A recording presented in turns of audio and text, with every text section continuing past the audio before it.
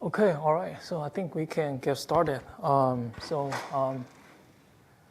afternoon, everyone. So how's everything going on with the assignment, everything, final project? Have putting any thoughts into this? Any questions regarding assignment projects? Okay, good. So if you do have any questions, feel free to let me know. If you cannot attend to the office hour, you can always reach out to me to schedule a different time. Okay. So we'll continue this class. We'll continue talking about medical imaging, different modalities, right? So far we've talked about X-ray, CT, right? So which is mostly an MRI, which is mostly focus on the human anatomy, right, the structure of different tissues. And we also talk about functional MRI, nuclear medicine, right, PET scans, PET scans. So those are focused on the function, right, of the human body, like metabolism, etc. So for this course, we'll talk about pathology, right? So this is the study of the disease at the tissue, cellular, or molecular level, right? So before, those imaging is more like the structure level. Now we are dive more detail in the small area, right? The tissue level, even smaller. We have to look at each cell or cluster of cells, and also even the molecular level, right? So what's the cause of the specific disease, right?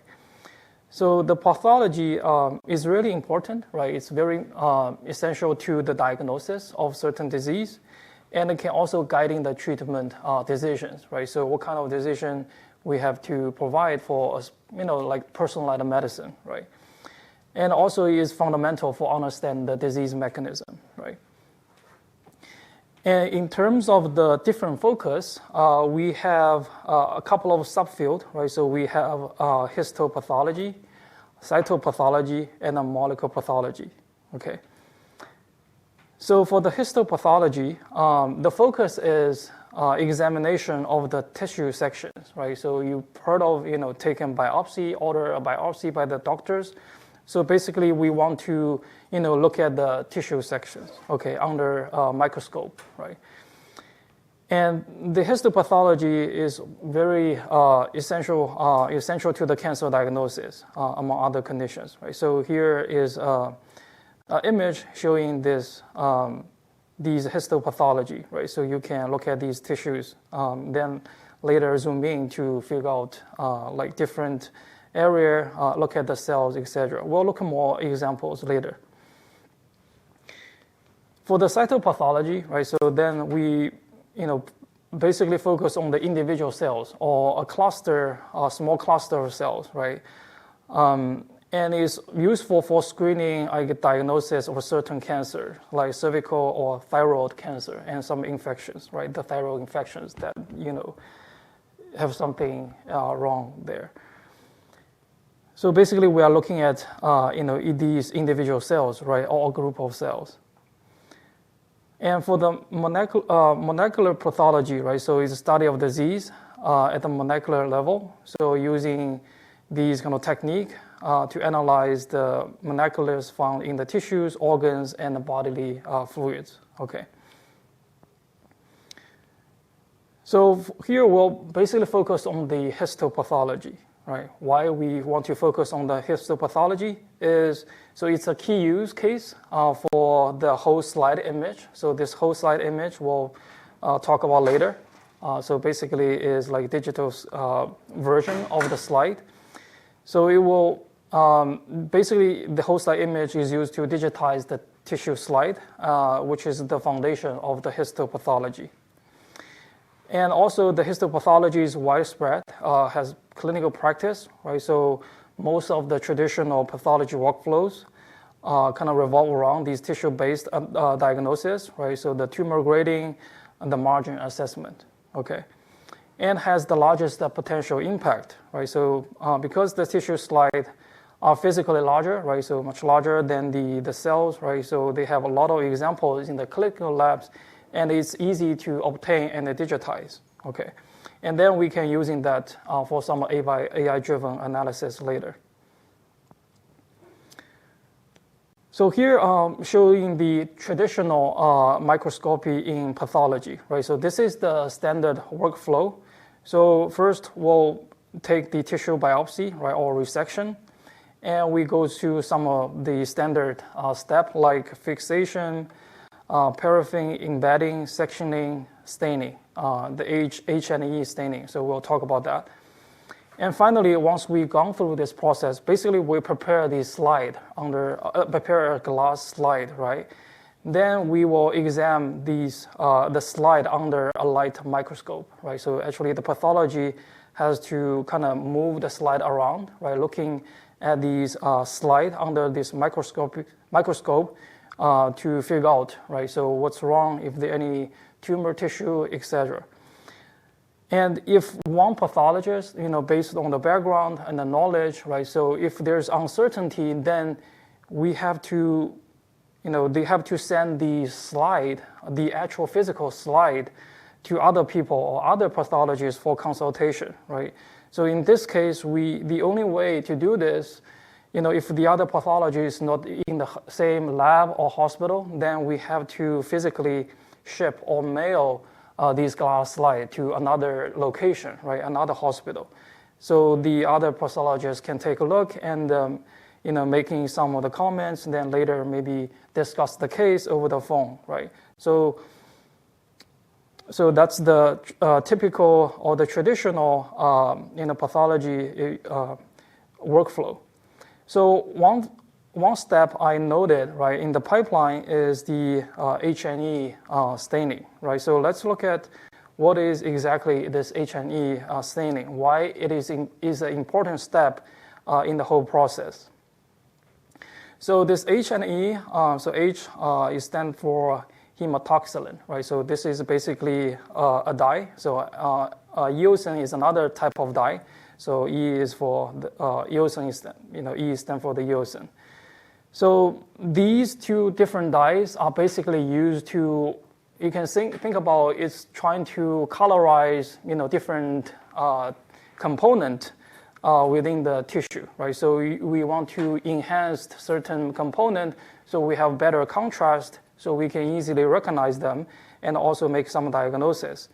So specifically, this hematoxylin binds to acidic components like the DNA or RNA in the cell nucleus. Okay, so basically, so this is like an image of the cell structure, right? So we have the cell membranes, right? So like a wall, and we have the cytoplasma, right? So all these proteins, other things in the cytoplasma, and we also have the nucleus, right? Which is the RNA and DNA with hosting. So this hematoxylin basically dye or stain these nucleus area into blue-purple color, okay? And the eosin is another, dye which is binds to the basic component like protein in the cytoplasma. So trying to stain them into a pink color, right? So this cytoplasma will appear as a pink color. So by doing this kind of H&E staining, right, so we can enhance the visual contrast, right? So we can assign distinctive colors to this nuclei and the cytoplasma, right? So we can easily differentiate, right, these cell boundaries and these tissue architecture. So this is an example, right? So of these colon H&E. So you can see that, right? So these nucleus area was stained as blue-purple color. And also, the cytoplasma area, right? So which is the pink color. So which makes this really easy for the pathologist to do diagnosis, different things, and also identify a specific abnormality or some certain patterns. Okay. So this traditional H&E staining is a golden standard in the histopathology, right? So as we mentioned, right, so it's widely used in the pathology lab worldwide, and it's able to enhance or highlight these nuclei and cytoplasma, and also is suitable for a wide range of tissue pathological conditions, okay? And it's usually quick and reliable and relatively inexpensive, right? Because any of these procedures, if it's really expensive, then maybe we don't. Maybe it's not widely adoptable, right? If it's really expensive. So based on these traditional microscope procedure in pathology, right? So we can see there's a couple of strengths, right? One is it established some golden standard for diagnosis, right? For example, the H&E staining. And the pathologists will have extensive experience, right, looking all these different slices, and also maybe it's comfortable for them to manipulate, right, move around the slide to do some of the diagnosis, okay? But we can also see some very obvious limitations, right? First is we have to do some physical slide management, right? So we have to storage, right? We have to, once the slide has been examined, right? So we have to store them, right? Maybe later we have to re-examine again, right? So because of these kind of physical glasses, right? So we require a lot of specific storage facilities, right? It require a lot of space. And also there's a risk of damage because this is a very thin glass, right? If you do not handle properly, it can be easily broken. Then you cannot redo this, right? And also, have limited field of view, right? So because, under the microscope, we have to manually move around. So this will have some limited field of view. And also have some collaboration constraint, right? Because this is a physical glass slide, right? So if we want to, send it to other location like hospitals, then we have to mail it or ship it, right? And there's no digital data, right? So if you want to, digitize it, you have to take in some photos, right? If you're not, then the only way to examine it is to put it into the microscope. So in this case, then we don't, a lot of this kind of computational method, right? Later, if you want to apply some AI or image processing technique, then there's no way because there's no digital copy of it. So then, because of this limitation, right, and the requirement, there's a need for this digital pathology, right? So the modern healthcare demands this rapid sharing of diagnostic information, right? So we cannot wait, like shipping the actual glasses to a location for a couple of days and wait for the result, right? Oftentimes we need a quick consultation, right? Maybe within, 15 or 30 minutes, right? Because the patient life is on the line maybe, right? So we have to have this rapid sharing. And also the scalable storage for a large number of cases, right? Imagine how many patients every year, right? Over the years, if you store these glasses slide, then you can imagine how many storage we need.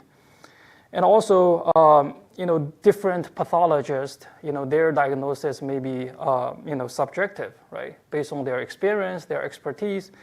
Oftentimes, we also need some objective analysis, right? So like AI or some machine learning models, right, to have some quantitative analysis.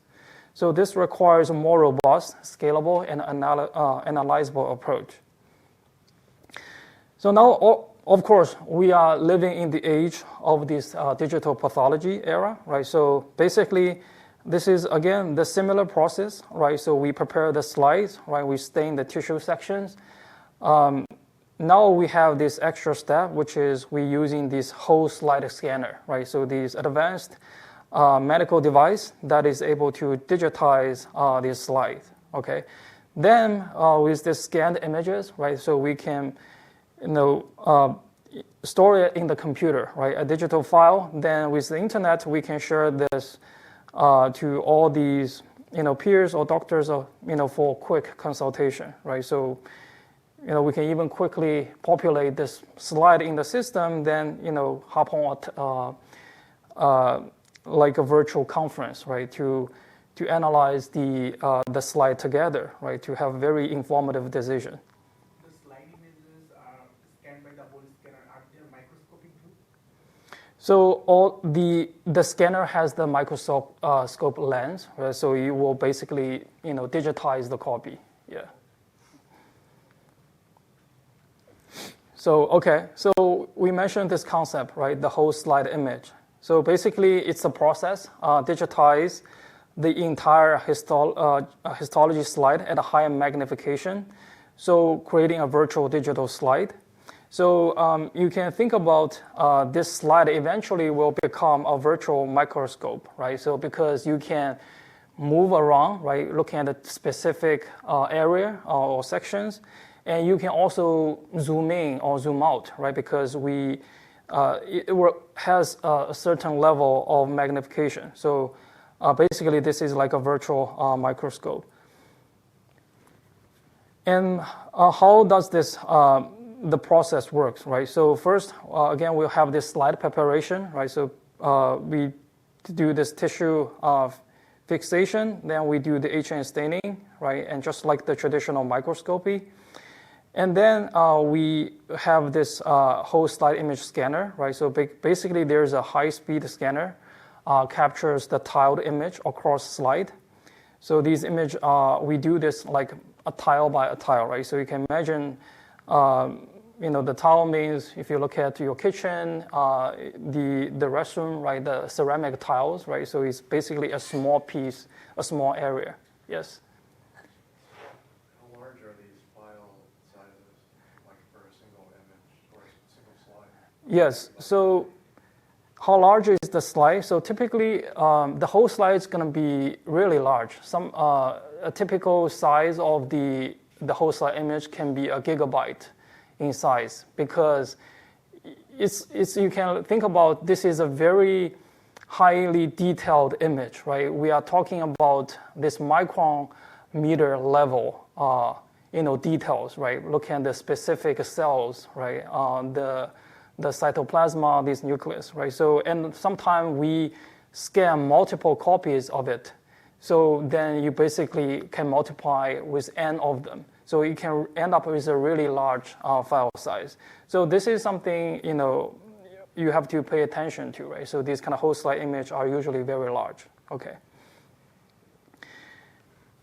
So let's continue with the scanning, right? So we capture the tiles of image across the slide. So each tile overlaps slightly to ensure there's no gap, right? Basically, we are dividing the slide into small grid or slide tiles, right? We want to make sure there's no gap left, right? So because they may have some useful information if we didn't imaging them.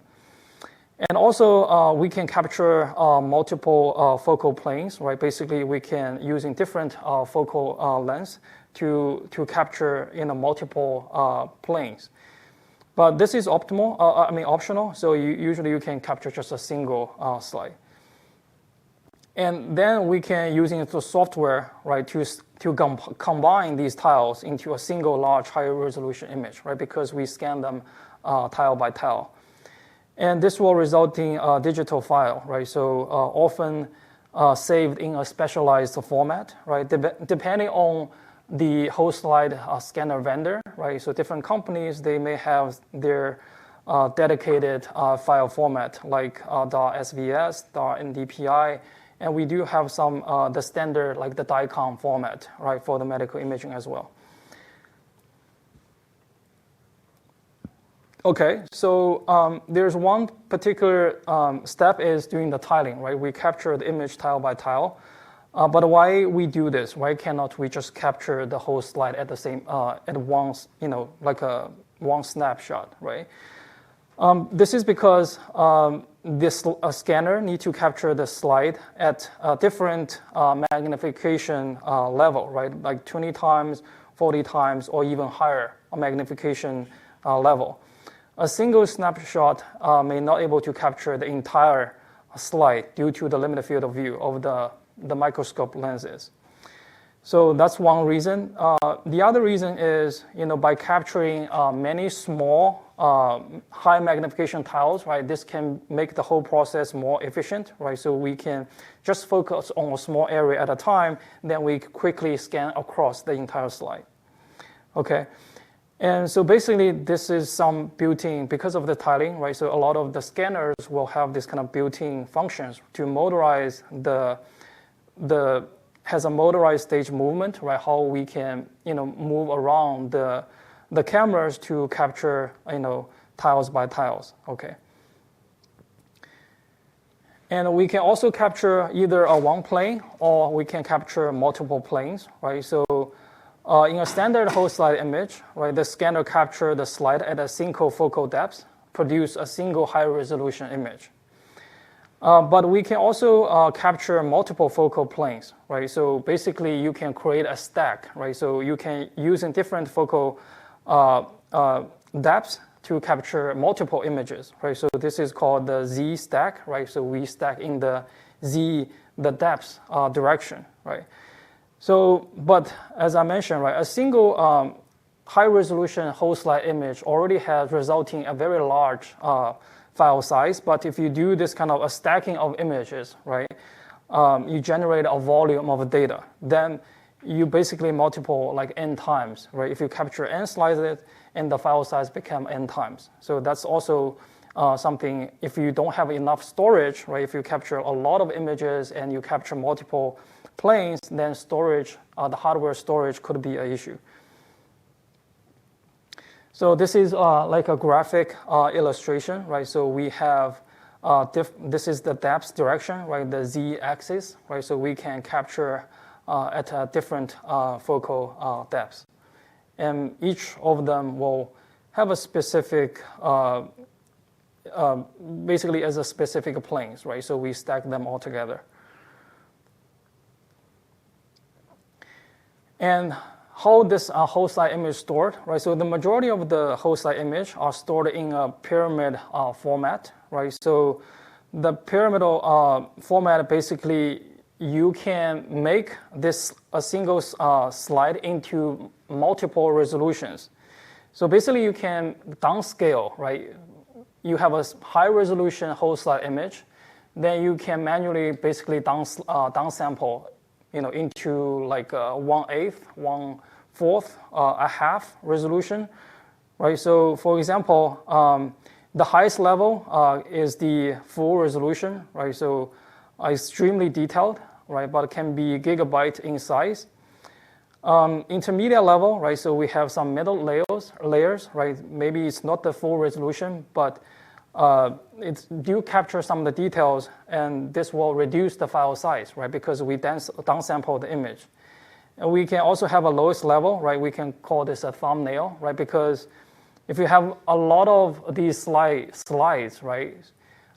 If you open the original high resolution, then it will take some time to loading the data, right? It's like gigabyte of data, so it takes time to load the data even. But if I want to just say quickly find or retrieve a certain slide, then if I have this lowest level thumbnail, I can quickly scan them, right? Go through all these files and figure out, which one I want to, further examination. Then I can collect that file to get the highest level, right? For the detailed examination. So that's the benefit of this kind of pyramid structure or format for storing this whole slide images. So this is, again, an image, right, to show how these different levels, right? So we have this, this is the coarse level, right? So have a small image resolution, right? You can consider this as like thumbnail, right? So a lot of details are not very clear. So this is the highest resolution level, right? So we can actually see different cells, right? So this is the highest resolution level. Okay, there are some common whole slide image formats, right? So there are some proprietary formats, right? So provided by different vendors. Yes. Question? Yes. Do we need all the resolution? Because what's the difference of taking this high resolution and then downscaling this? Just saving on memory. That's why. My question is: do we need all this resolution or in the storage, or can we just have the big image and then have the 25, the low resolution? So the file actually have these, different resolution stored in that structure. So basically, but if you only store this, you need some processing, right? You have to do the downscale. Then you have to operating or some specific software to do that. But if you already store that in different resolutions, then based on your need, right? Maybe I don't have to load the Intel. I just have to look at the thumbnail, the lowest level. Then I can quickly scan through that. Yeah. So you can't just zoom out like in a normal image, like what he's saying is like you can't just keep a high resolution image and then just. Yeah. So basically, when the scanner, right, it will scan at the highest resolution, right? But this downsampled is what we kind of manually created, right? We can create these lower resolution of image and store them. And based on need, you can view whichever the resolution you want. But always for the scanner, we will scan the highest resolution, right? Because if you don't create that in the first place, then there's no way to get that original raw information, right? Okay. So these are some of the proprietary formats, right? So provided by different whole slide image scanner vendors. And we also have some open formats, and also this DICOM format is also available for digital pathology, right? So this DICOM format is digital imaging and communication in medicine. So this is a standard format in medical images, right? The X-ray, CT, MRI, all these different type of imaging modalities can be stored in the DICOM format to facilitate this kind of uniformly standard for sharing and using these different images.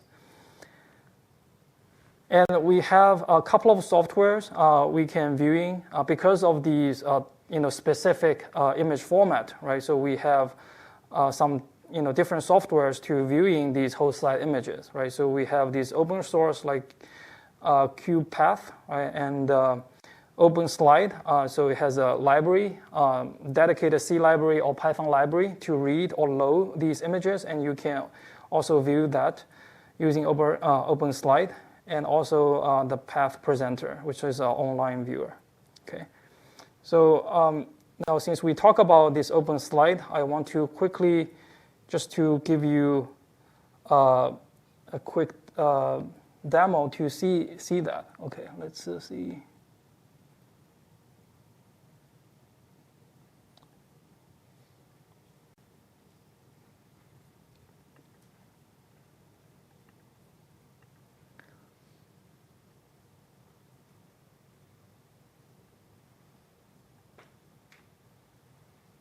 Okay, so I actually have this OpenSlide, this open right here. So it has this, so basically this has a dedicated Python library, right? So a lot of documentation, right? So you can using this OpenSlide library to read these different, slide formats, right? So it supports, I would say majority of the format has been covered or supported by OpenSlide.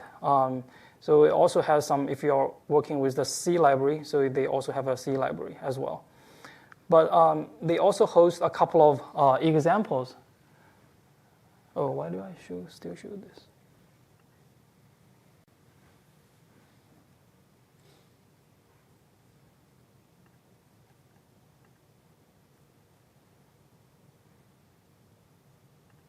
Okay. Let me reshare.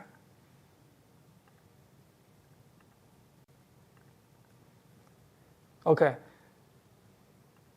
So this is the OpenSlide, right? So as I mentioned, so they have this Python library. So you can, using this library to read, all these different slide formats.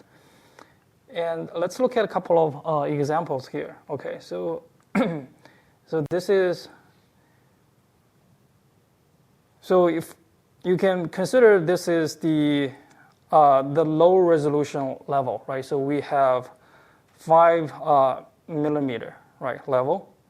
So we can zoom in, right? So basically we can zoom in, right? This is 2.5 millimeter level, right? So we can keep zooming. Let's move around to have a focus on a specific area, right? Then let's say I want to look into this area, right? And then I can keep zooming. Let's go here. So now we're at the micrometer, right, level, right? So this 200, right? So we can already see this H&E stain, these kind of nucleus, right? And this is purple-pink, purple-blue color. And we can keep zooming. This is 100 micrometer. Let's go further, 50. Okay, so that's the highest resolution you can see, right? But I think this is already enough for you to observe all these different cell structure. Okay, let's look at another one. See if we can. This is the. Let's look at the label. So this is the small intestine, right? So this is that's the tissue we are examining, and we can do the same, right? So this is 2 millimeter.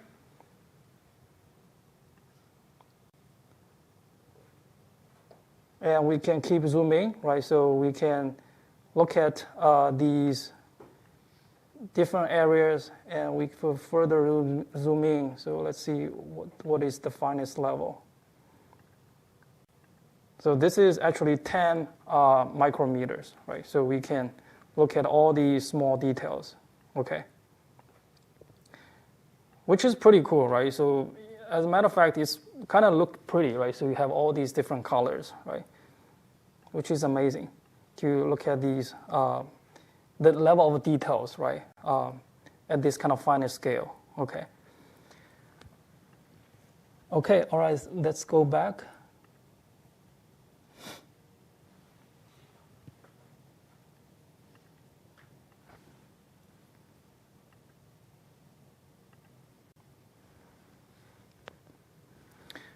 So this is an example of this whole slide image scanner, right? So it's not very big, right? And as compared to like a CT or X-ray or MRI scan, right? It's relatively very small, as you can see here. And here I want to show a video, so from a specific whole slide image vendor, to demonstrate how it works, right? And how advanced is this whole slide image scanner can be, right? So how convenient is able to produce these very high resolution images and sharing with these pathologists and for the future diagnosis. Let's take a look. 1R whole slide imaging system combines leading-edge technologies, including a dedicated X-line objective and true color LED illumination, to create a fast slide scanner that delivers microscope-quality images on screen. Its advanced technology accelerates the entire digital pathology workflow to help pathologists efficiently review high-quality digital images that they can rely on. Users can operate the VS-M1R scanner through the system's large integrated touchscreen. Up to 30 slides can be loaded at once into a rack. The system can hold 5 racks for a total of 150 slides. The scanner's fast, more than 80 slides per hour scan speed enables slides to be quickly digitized for faster delivery to the pathologist. Once slides are loaded, the system's advanced AI automatically locates tissue on the slide and provides a high-resolution scan of that area. During the scan, the real-time autofocus keeps the sample in focus, minimizing the need for rescans. When the scan is complete, you can check the digital slide's quality using the same high-resolution touchscreen. Just tap a button and all the slides will be sent to the pathologist. Okay.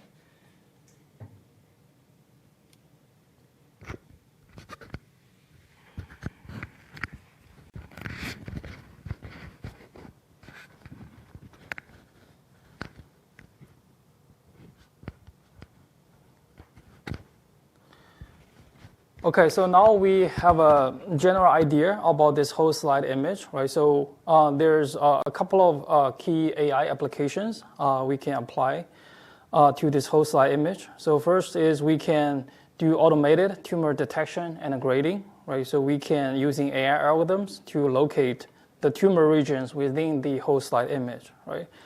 So for example, we can using this, to detect this breast cancer. And we can also do the tumor grading, right? So how aggressive is the tumor, or what kind of stage is the tumor, right? We can assess the tumor aggressiveness. So there's a couple of benefits, right? So we can reduce the human errors, right? So we can also speed up the diagnosis flow and allowing pathologists to focus on more complex cases, right? So I have been talking to a couple of pathologists in Mayo Clinic.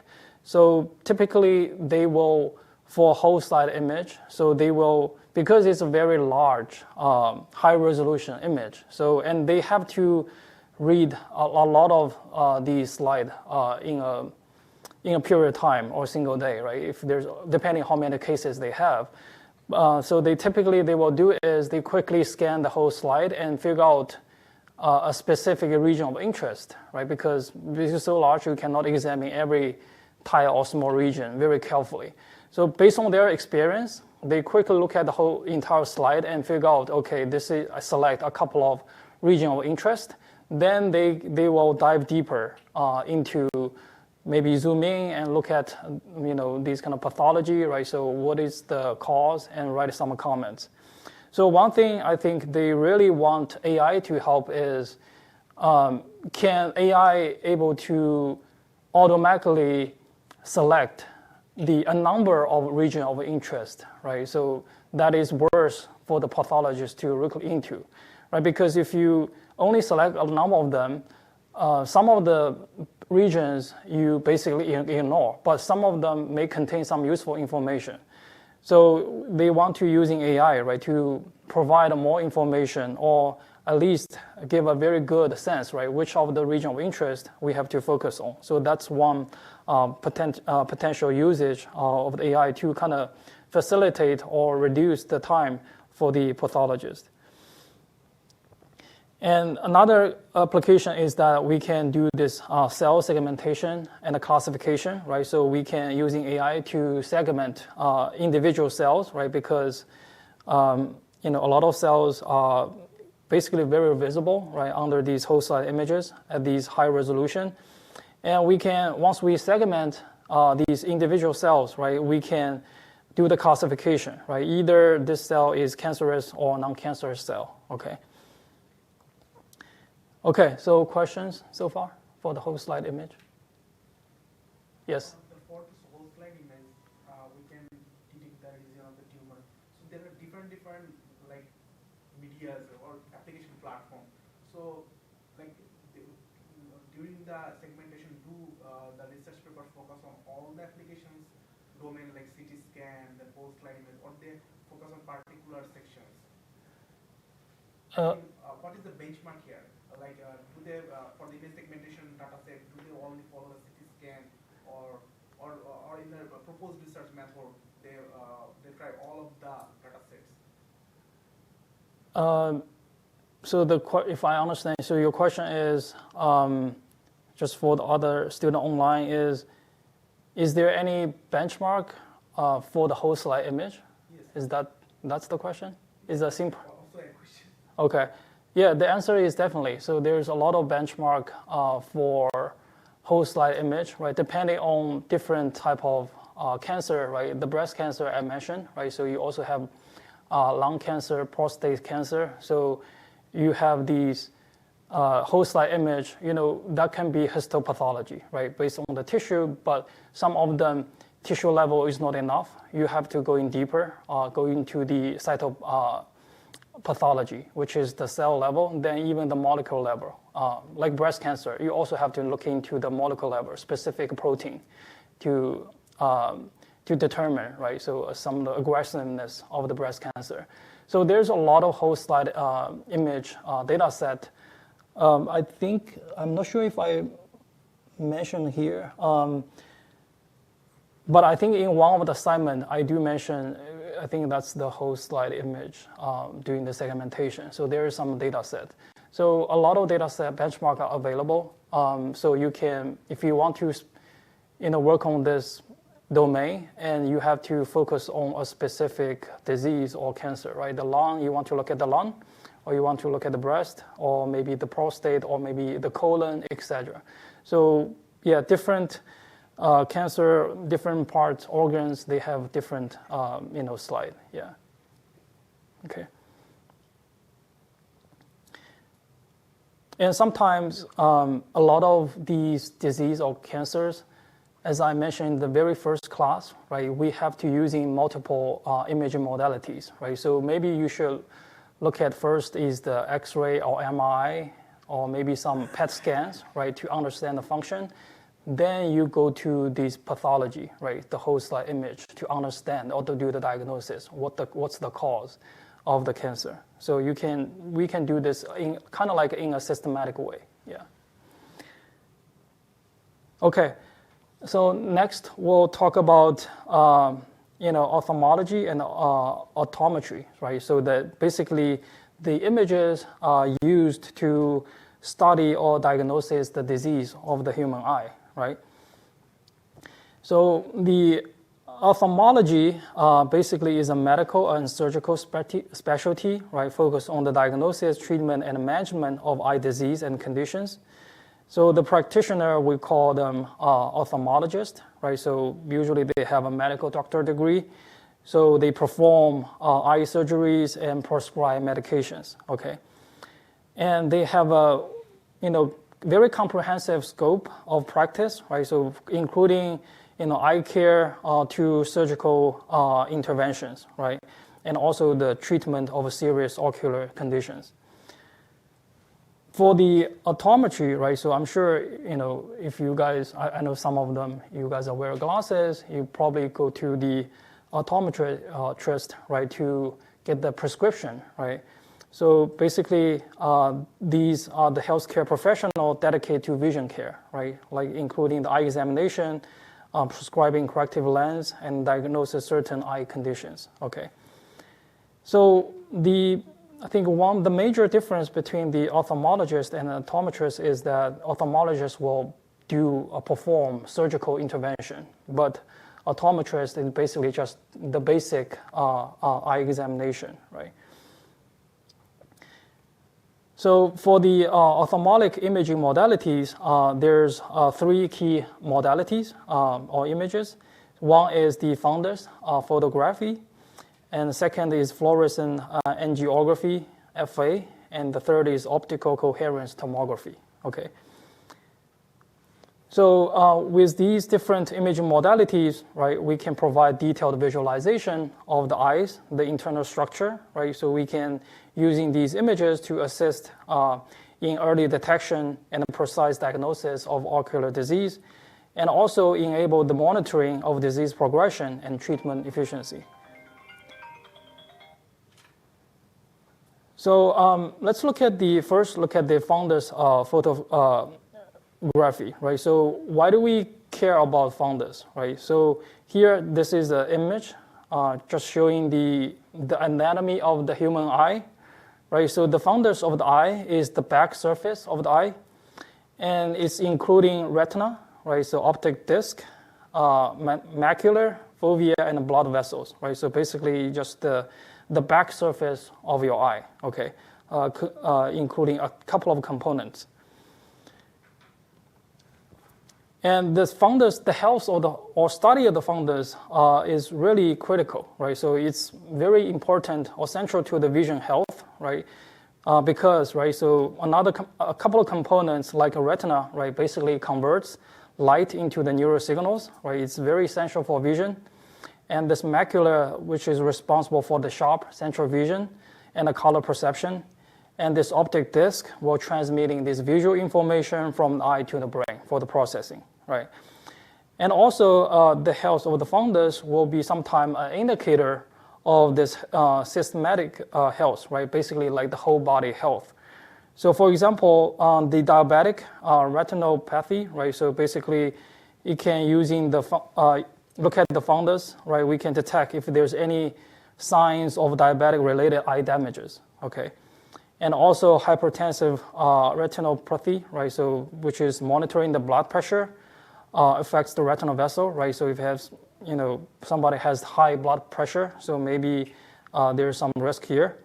And also age-related macular degeneration, right? So identify progression of the loss of the central vision. And also can be studied to do some early detection of ocular disease, like glaucoma, right? So basically, is an optical nerve damage, right? Will eventually, the patient could suffer from vision loss, right? And also can have some neurological insights, right? And also cardiovascular health, right? These cholesterol deposit, all these things. So this is really important for us to study, right? So because of these all different aspects. So this fundus photography is basically using a specialized camera, right, with a bright light source and lens to photograph the interior surface of the eye. And usually to perform this fundus photography, right, so the patient have to go through the process called dilate the pupils, for clear images. And this is an example of this fundus camera. So if you have visited this optometrist office, you might have seen these machines, right? So here you put your chains right here, and you put your left or right eye into the camera, right? So this optometrist will, using this joystick to kind of focus the eye and take a clear picture of your fundus, okay? So this is a resulting image. So here I just show you an example, right? So this is the right eye of the fundus of the right eye, and this is the left eye, right? So you can see that, right, this optic disc and also all these blood vessels, right, is really clear in this fundus photography. So a couple of key applications of this fundus photography, right? So we can do these diabetic retinopathy detection. So this DR is an eye condition that occurs when the high blood sugar level damage blood vessels in the retina, okay?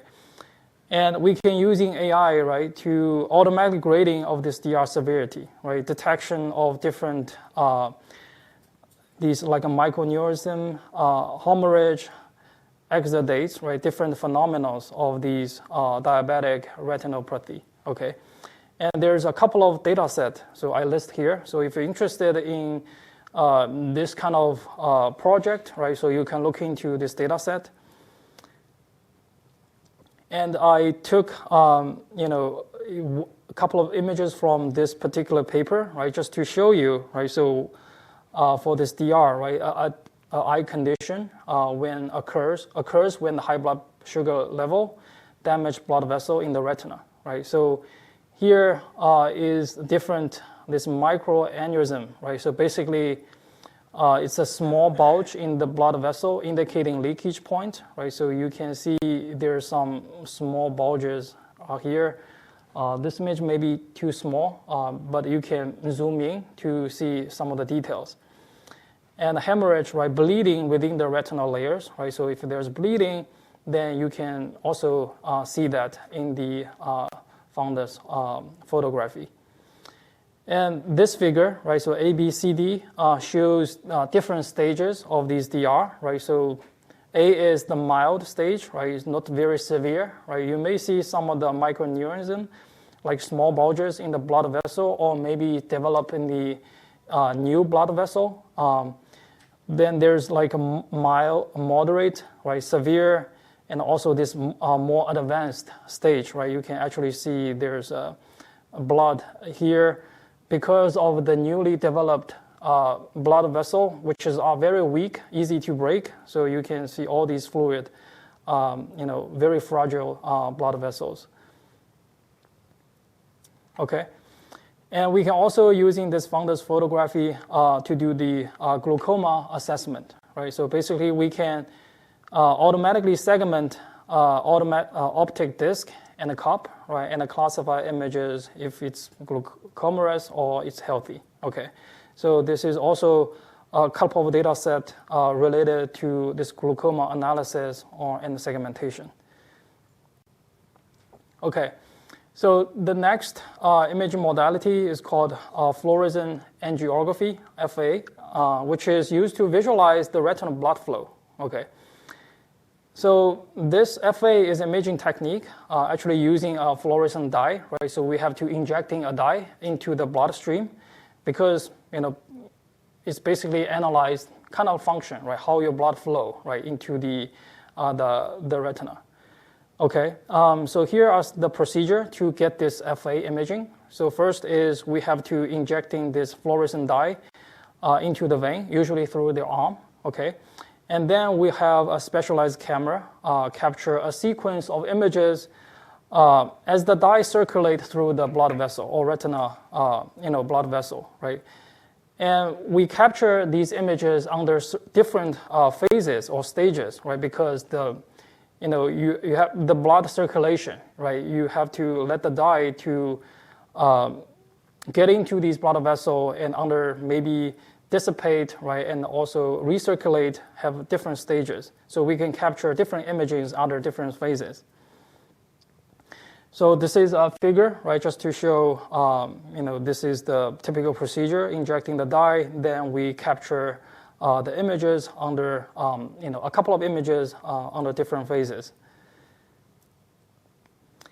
And here are a couple of definition of these phases. I'm not going to go through all these. So basically, just take an example, right? This choroidal phase basically is where the dye takes under 20 seconds to reach the retina, right? So we can take an image of that. And of course, depending on the time, right? So this will appear, these different phases will show image with different characteristics. So let's take a look. So I think maybe images will speak much better, right? So what different phases these images will, AF image will look like, right? So this one is the arterial phase, which illustrating these fluorescent dye in the retinal arteries before filling the retinal veins, right? So you can see that, right? There's also these veins will be dark, which hasn't been filled with these fluorescent dye yet, okay? And this second stage, right, this second stage here shows the early venous phase, which is illustrating these fluorescent dye beginning to fill the retinal veins, right? So you can see that as comparison, right? So I'll quickly show the comparison back and forth. You can see that this area, right? So before this was dark, but now it's kind of shows some brightness here, right? So the dye has gone through the retinal veins. And for this image, right, this is a complete fill of the retinal artery and the veins, right? So you can see much clearer as compared to the previous one, right? So this began to show some of the dyes, but here we can see that, right, it's a complete fill of the fluorescent dye, okay? And the late phase of the angiogram demonstrate the fading of the sodium fluorescence dye in the retinal vessel, right? So you can see that a lot of are kind of fading, right? So it's not a very bright color. No, it's like slightly bright. Okay, so basically you can, with all these different phases or stages of images, you can see how the blood flow, okay? So let's look at one example, right? So how this FA image is able to help diagnose some eye disease, right? So here I'm using this cystoid macular edema, which is a condition where fluid accumulates, right, to create a cyst-like space, right? Basically like a vacuum, a volume, right? So in the macular, and we can using FA image to detect these CME, right? Because this FA image is able to highlight this vascular leakage, right? Because we are injecting the dye, right? And these dye will go through this bloodstream, and if there's a leakage of vascular leakage, we're able to detect that, right?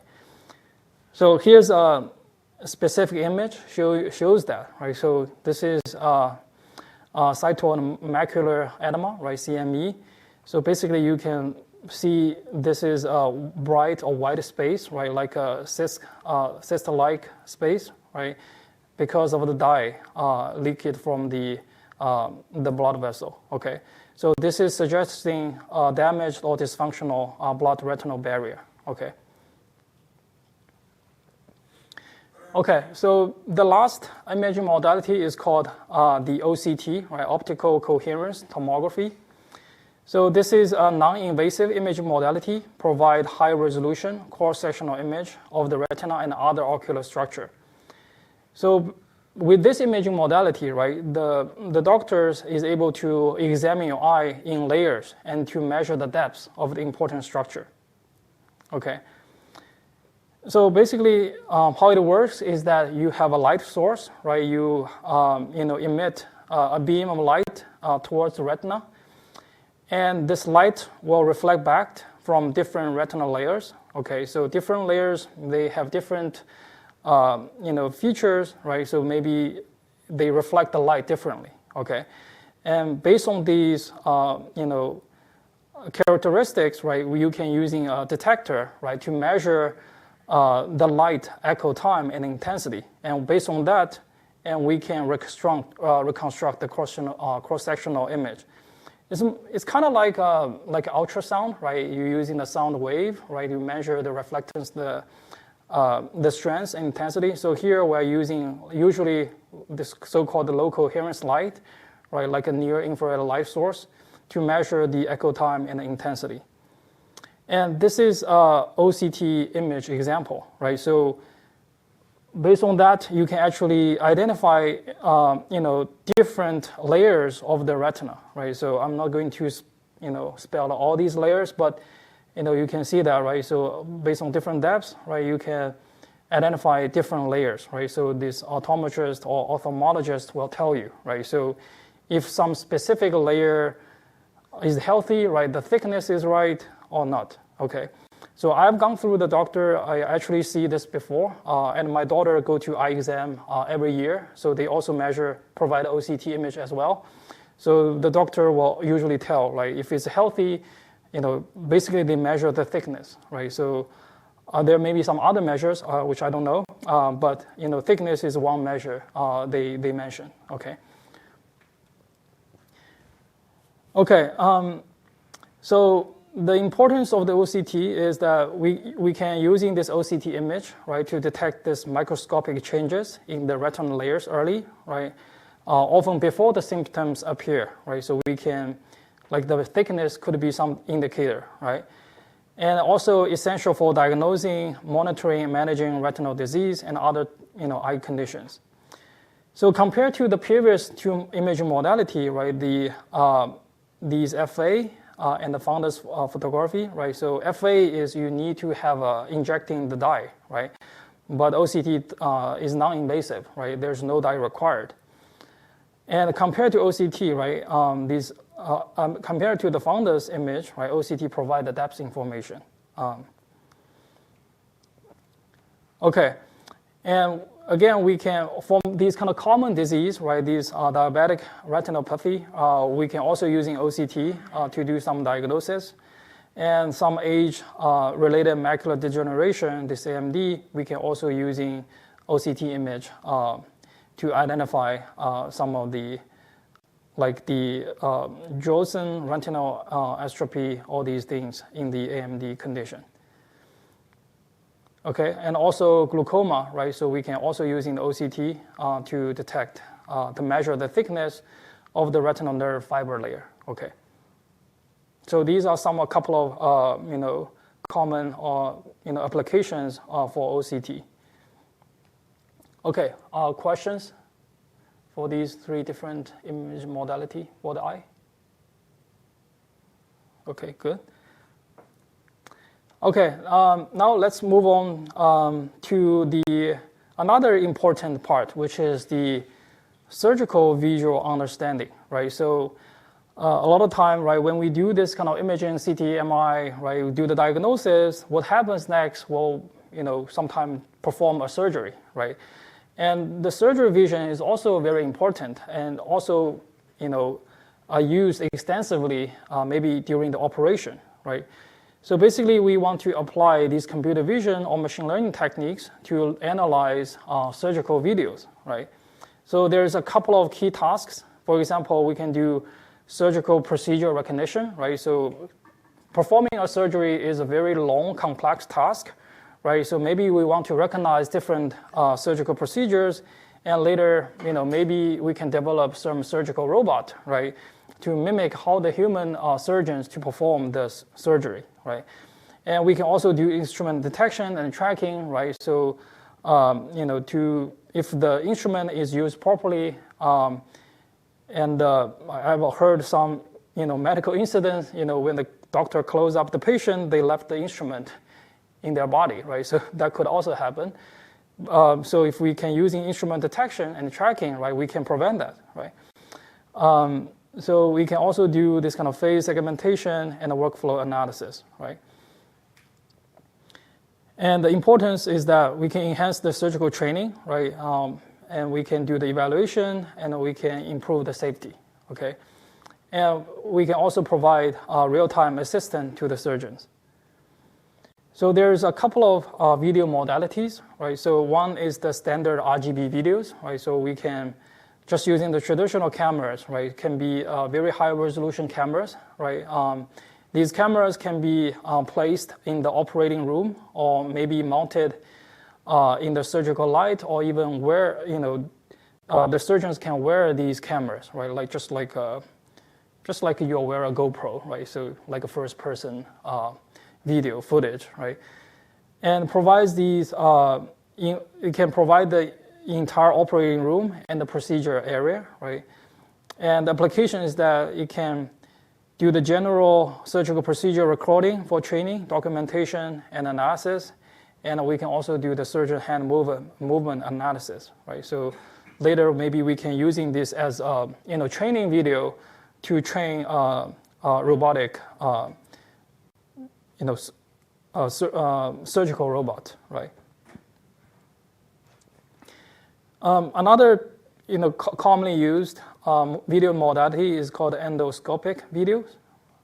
So basically, we'll capture the video footage using an endoscope inserted into the patient body during the minimal invasive surgery, right? So you probably heard colonoscopy, right? So basically,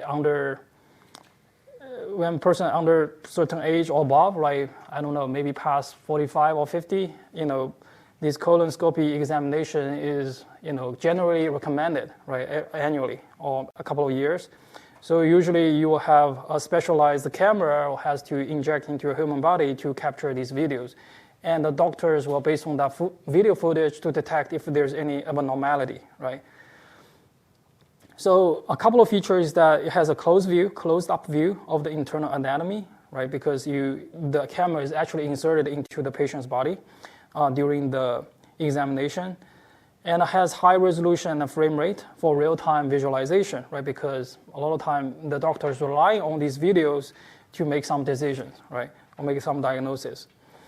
And this is usually have a limited field of view, right? Because it's only focused on a specific area, not all the surroundings, okay? And we can, a couple of applications is that we can using this for instrument tracking and tissue analysis, and also we can do using this as a surgical phase recognition. And we also have this robotic surgery video, right? So this is captured using cameras integrate into the robotic surgery surgical system, right? This Da Vinci surgical system, right? So this during the robotic surgery, they usually have these surgery videos or cameras mounted, right? So you can capture these videos.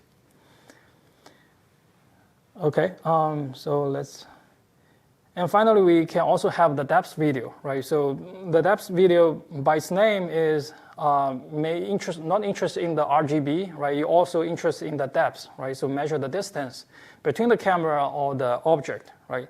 So this can be, used with stereo camera, right? Stereo camera, basically you have a left and right camera. So with these two cameras looking at the same object, you can do the triangulation, right? Then with the triangulation, you can measure the depth of the object, right?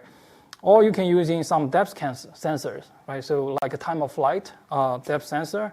If you play game, long time ago, right? The Microsoft Kinetic camera, right? So basically it's a type of depth camera. You also sense the depth, right? The distance between the human subject to the camera, right? So we can using that to have a 3D sense, right? Not just 2D, but a 3D sense of the physical environment, okay? So that provides the 3D structure information. And so application, as mentioned, right? So there's a couple of applications, these surgical visual understanding is useful, right? So these procedure recognition, instrument detection, tracking, workflow analysis. And here shows an image, right, of this specific data set for this surgical view understanding, right? So in this data set, they specifically annotate different phases of the surgery, right? So they have like 11 phases. And the next level, maybe a phase consists of multiple steps, right? So you can see that there's 21 steps, and these are the videos, right? Like 20 hours of data, right? Maybe a surgery can last a couple of hours, right? So you usually have a very long video. And these are the keyframes showing here. And they also have some annotations, right? The bounding box detecting or annotate a specific instrument, right? Maybe the scissors, knives, etc. And you can also, recognize some atomic actions, right? So atomic action means a very small action, right? Maybe doing a cut, right? And some other thing, suction, right? Could be atomic action, very small, right? The minimal component to making to a procedure or activity, right? You can consider the whole surgery is a type of event, right? Under each event, you have different activities, right? Under each activities, you have these atomic actions, okay? And later, they have another more refined data set, right? Have more videos, and also not just for the bounding box, right? You can do the pixel level segmentation, right? This instrument, you can actually segment the individual pixels corresponding to a specific type of instrument. Okay, so really you can using this data set to perform multiple tasks. You can do this kind of surgical procedure recognition, or you may just want to recognize or identify or tracking, right? Track these different surgical instruments using this data set, okay? Okay, so because it's very easy to understand, right? Just like the common videos. So I'm not going to talk too much about it. So I think so far we've covered basically all these major imaging modalities, right? From the specialized like imaging device like CT, MRI, X-ray to these more commonly used like just the traditional or conventional RGB cameras. But finally, I also want to mention other significant signal modalities in the medical healthcare, right? They are not presented in the image format, but it's just like a time series, like signals, right? So a couple of key modalities like the EEG, right, which is measure the brain activity. The ECG is for the heart activity, right? So the EMG is measure the muscle activity. And also the PPG, right, is basically measure the blood volume changes. Okay, so these are some of the common signals that is also very important in the medical and healthcare domain. And because these are time series, right? So just like these, this EEG can have multiple channels, but it's basically measure the signals over the time. You can perform this kind of signal-to-image transformation, right? So, if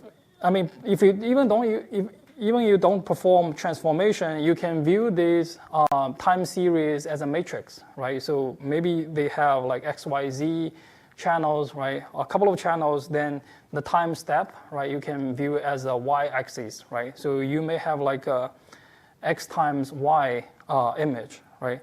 So you can view the matrix as a single channel image.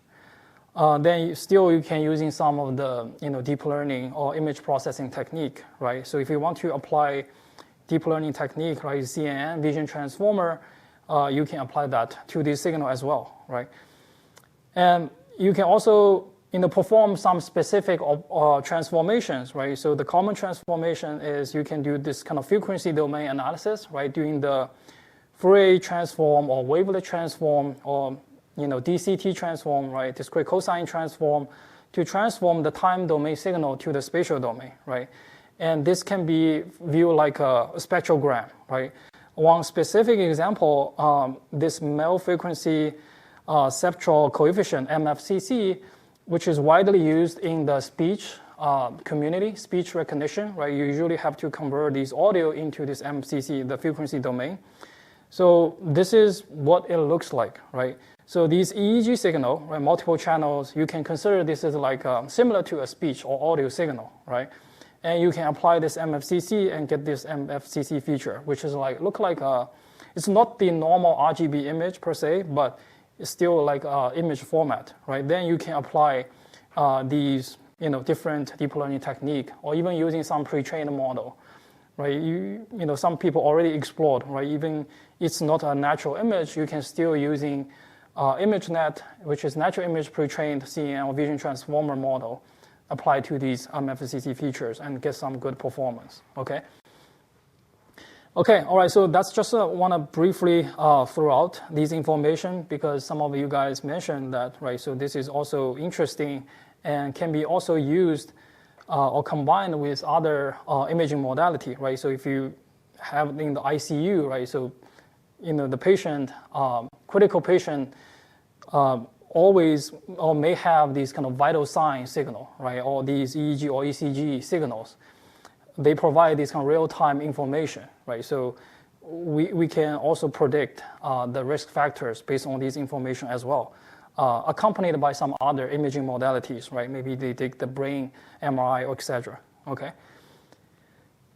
Okay. So yeah, that's all for today. So I think we finished all the imaging modalities. So for the next class, we'll talk about give you some crash course on the deep learning, right? So from CNN to vision transformer, because some of you guys, do based on the survey, some of you don't have any background in this. So I want to just give you some of the very simple crash course to get you started. Of course, if you already know a lot, some knowledge may help you enhance, right? So, yeah, we'll talk about next class. Okay. All right. Thank you.